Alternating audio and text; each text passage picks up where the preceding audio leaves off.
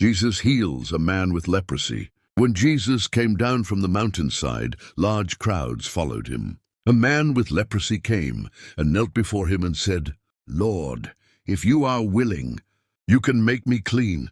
Jesus reached out his hand and touched the man. "I am willing," he said.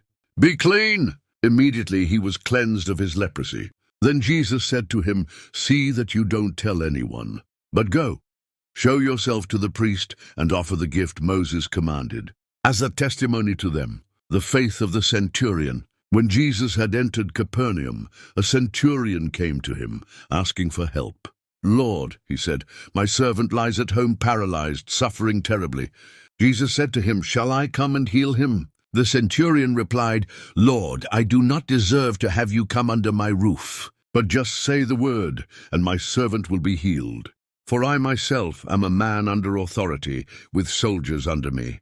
I tell this one, 'Go,' and he goes, and that one, 'Come,' and he comes. I say to my servant, 'Do this,' and he does it." When Jesus heard this, he was amazed and said to those following him, "Truly I tell you, I have not found anyone in Israel with such great faith. I say to you that many will come from the east and the west, and will take their places at the feast with Abraham, Isaac, and Jacob in the kingdom of heaven. But the subjects of the kingdom will be thrown outside, into the darkness, where there will be weeping and gnashing of teeth." Then Jesus said to the centurion, "Go, let it be done just as you believed it would." And his servant was healed at that moment. Jesus heals many. When Jesus came into Peter's house, he saw Peter's mother-in-law lying in bed with a fever. He touched her hand, and the fever left her, and she got up and began to wait on him.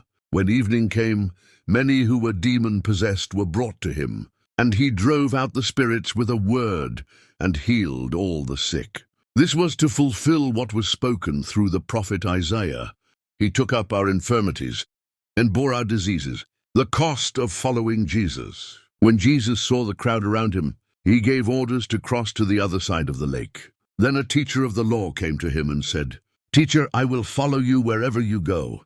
Jesus replied, "Foxes have dens and birds have nests, but the Son of Man has no place to lay his head." Another disciple said to him, "Lord, first let me go and bury my father."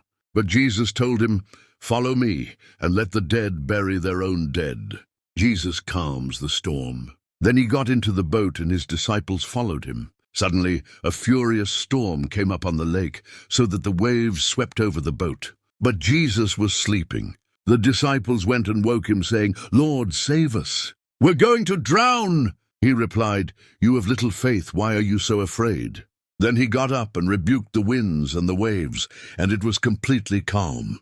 The men were amazed and asked, "What kind of man is this? Even the winds and the waves obey him." Jesus restores 2 demon-possessed men. When he arrived at the other side in the region of the Gadarenes, 2 demon-possessed men coming from the tombs met him. They were so violent that no one could pass that way.